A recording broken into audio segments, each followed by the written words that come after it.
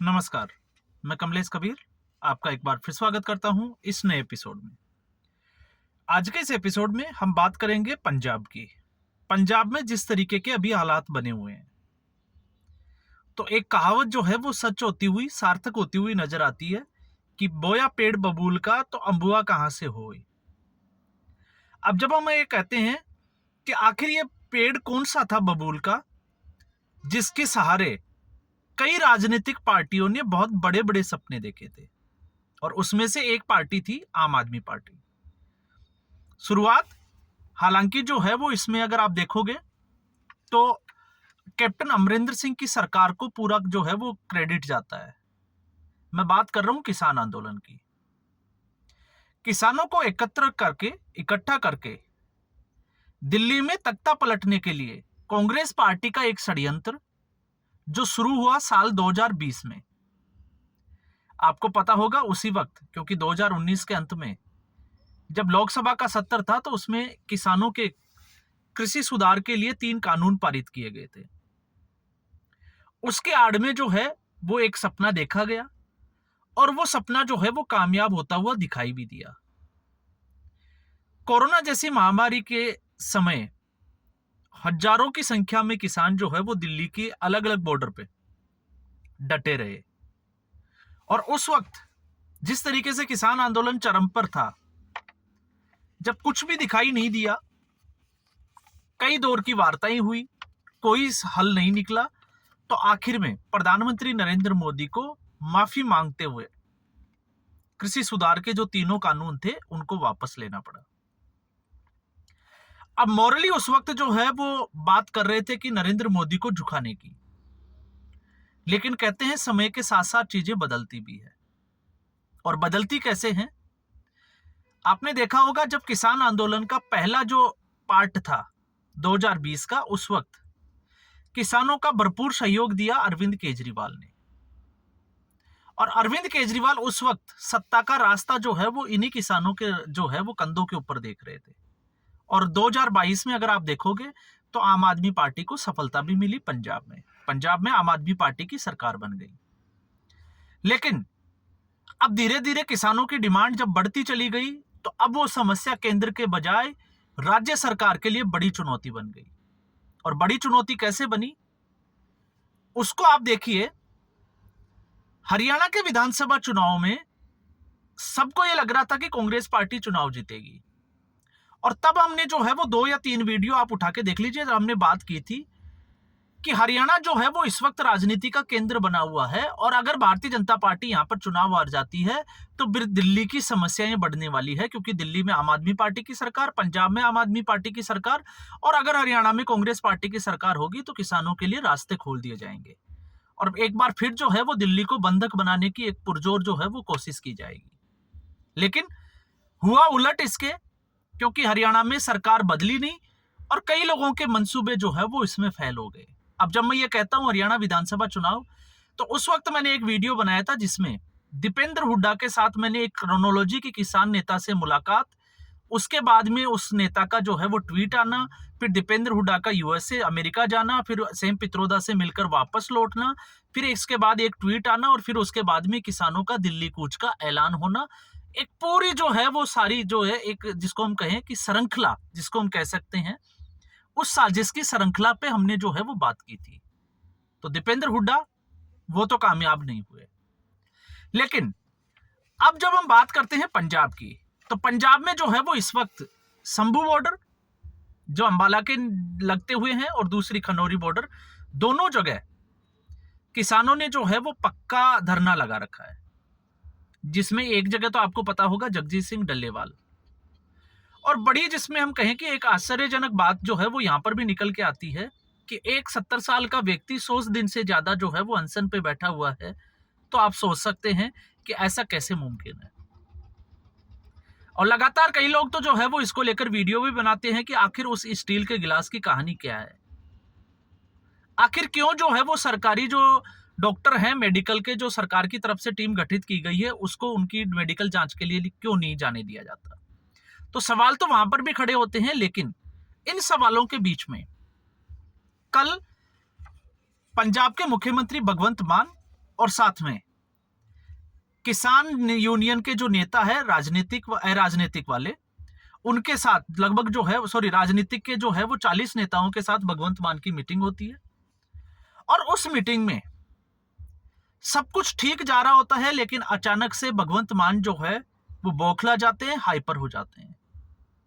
और हाइपर होने के बाद में वो किसानों को धमकी देकर वहां से निकल जाते हैं, और उनकी धमकी है जाओ करते रहो धरना, आपने जो करना है वो करते रहो। अब आखिर ये बात जो है वो शुरू कहां से होती है? तो इस वक्त किसानों ने जो है वो एक प्लान किया है, क्योंकि अब दिल्ली का सपना तो बहुत दूर की कौड़ी हो गई, क्योंकि आम आदमी पार्टी की सरकार और हार गई। तो दिल्ली में भी अब भारतीय जनता पार्टी और हरियाणा में भी भारतीय जनता पार्टी। तो ऐसे में अब किसान यूनियन के नेताओं को भी पता है कि दिल्ली जो है वो मुमकिन नहीं है, तो ऐसी स्थिति में क्यों नहीं चंडीगढ़ का घेराव किया जाए। और किसान यूनियन के इन नेताओं ने तय किया है 5 मार्च। तो 5 मार्च के समय से पहले किसान नेताओं के साथ जो है वो ये मीटिंग, और इस मीटिंग में मुख्यमंत्री भगवंत मान का इस तरीके से हाइपर होना और उसके बाद में मीटिंग छोड़कर चले जाना, अब ये जो है वो किसान नेताओं के लिए भी चिंता का विषय बना हुआ है कि आखिर आगे की रणनीति जो है वो उसका हिस्सा क्या होगा। अब जब हम बात करते हैं कि आखिर भगवंत मान, क्योंकि किसान नेताओं को हमने देखा है कि लगातार, इससे पहले भी आपने देखा, जब कमान दीपेंद्र हुड्डा के हाथ में या दीपेंद्र हुड्डा के साथियों के हाथ में थी, जिस क्रोनोलॉजी की मैं बात कर रहा हूं हरियाणा विधानसभा चुनाव से पहले, तो उस वक्त चंडीगढ़ में एक मीटिंग हुई थी जिसमें 13 में से 10 मांगे जो है वो किसानों की मान ली गई थी, लेकिन 3, क्योंकि उस वक्त पीयूष गोयल, अर्जुन मुंडा, ये केंद्र सरकार की तरफ से जो है वो चंडीगढ़ पधारे हुए थे, 3 मांगों पे जो है वो बात अड़ गई थी। और उसके बाद में अगले ही दिन जो है वो किसान नेताओं ने फिर से जो है वो दिल्ली कूच का जो है वो ऐलान कर दिया था। तो उस वक्त भी जो है वो समझ में आता है कि वही व्यक्ति दीपेंद्र हुड्डा का साथी था, वो उस वक्त उस मीटिंग के बाद जो है वो किसान यूनियन के नेताओं से मिला था। अब उसका असर क्या हुआ? उसका असर यह हुआ कि आंदोलन 2020 से चल रहे हैं और पंजाब इसको जो है वो लगातार झेल रहा है। तो इससे जो भगवंत मान का अब जो दर्द निकल के आ रहा है, उस दर्द की अगर आप बात करोगे तो इससे पंजाब की जो अर्थव्यवस्था है उसका स्वास्थ्य लगातार खराब होता जा रहा है। जिस तरीके से शंभू बॉर्डर के आसपास का जो इलाका है, उस इलाकों में बहुत सारे उद्योग धंधे, हम कहें कि बहुत सारे कारखाने या फैक्ट्रियां जो है वो बंद हो गई। लुधियाना में जो है वो बहुत से कारखाने जो है वो बंद हो गए, क्योंकि माल की आवाजाही ही जब बंद हो जाएगी तो कच्चा माल आएगा कहां से और तैयार माल को बेचा कहां जाएगा। और यही हालत जो है वो खनौरी बॉर्डर पे बनी हुई है। जिस तरीके से खनौरी बॉर्डर पे आपने देखा, स्क्रैप का एक बहुत बड़ा कारोबार वहां होता था, जहां पर करोड़ों का नुकसान जो है वो व्यापारियों को झेलना पड़ रहा है। तो या तो व्यापारी जो है वो सरकार के खिलाफ खड़े हो गए, या फिर व्यापारियों ने जो है वो पंजाब छोड़कर दूसरे राज्यों में अपने उद्योग धंधे शिफ्ट करने की योजना तक बना ली है। और यही एक दर्द है भगवंत मान का, जो अब जो है वो रह रहकर बाहर निकलने लगा है। तो फिर सवाल खड़ा यह हो जाता है कि आखिर समय के साथ जो खड्डे दूसरी पार्टी के लिए या नरेंद्र मोदी के लिए खोदे गए थे, आज नौबत ये आ गई है कि इन पार्टियों के सामने वो खड्डे जो है वो अब नजर आने लगे हैं। अब इनके पास एक तरफ कुआं है तो दूसरी तरफ खाई है। आम आदमी पार्टी के पास चुनौती पहले ही बहुत बड़ी है, और चुनौती यह है कि दिल्ली के विधानसभा चुनाव के हार के बाद में अब आम आदमी पार्टी को डर है कि कहीं पंजाब से भी उनकी सत्ता जो है वो हाथ से ना फिसल जाए। और अगर ऐसा होता है तो पंजाब की जो रिसोर्स है उससे आम आदमी पार्टी जिंदा है, और जब रिसोर्स ही खत्म हो जाएंगे तो आम आदमी पार्टी का अस्तित्व भी खत्म हो जाएगा। तो यहां पर क्योंकि पंजाब का पैसा जो है वो अब आम आदमी पार्टी जो है इस्तेमाल कर रही है, अब ऐसी स्थिति में आप सोचिए आम आदमी पार्टी के पास सरकारी पंजाब बचती है। दूसरा, जब आम आदमी पार्टी को यह पता चल गया कि दिल्ली में सरकार चली गई और अब पंजाब में जो है उसको कुछ करना है, लोगों को विश्वास दिलाना है कि आम आदमी पार्टी जो है वो अपने वादे पूरे करने के लिए तत्पर है। और इसी में आपने देखा जिस तरीके से ड्रग्स के खिलाफ एक पूरा जो है वो अभियान चलाया जा रहा है। तो ये क्यों चलाया जा रहा है आप समझ सकते हैं, क्योंकि इससे पहले तो नहीं हुआ ऐसा, और फिर उसके बाद में दबाव, क्योंकि अभी भी आम आदमी पार्टी ने महिलाओं को जो 1000 रुपए की घोषणा की थी पंजाब में, वो अभी तक पूरी नहीं की है। तो आम आदमी पार्टी के सामने जो है वो सवाल बहुत खड़े हैं। और ऐसी स्थिति में जिन किसान नेताओं ने किसानों ने आम आदमी पार्टी को 2022 के विधानसभा चुनाव में भरपूर मतदान किया या भरपूर तरीके से जो है वो फेवर किया। अब वो जो है वो लगातार केंद्र सरकार को छोड़कर राज्य सरकार के खिलाफ जो है वो खड़े होने की पूरी योजना बना रखी। तो ऐसी स्थिति में अब भगवंत मान जो है वो दो राय पे खड़े हैं। और इसके अलावा सबसे बड़ी समस्या है, और वो समस्या ये है कि जब से आपने देखा होगा, ये आम आदमी पार्टी के आने की बात नहीं कर रहा, उससे ठीक पहले जब चन्नी की सरकार थी, उससे भी पहले की, जब कैप्टन अमरिंदर सिंह को मुख्यमंत्री पद से हटाया गया था, उससे भी साल भर पहले से जो है वो पंजाब ने जिस तरीके से एक के बाद एक जो है वो धरने प्रदर्शन देखे, और उसका सिलसिला जो है वो लगभग 4 साल होने को आए, अभी तक जो है वो वैसा का वैसा ही चल रहा है।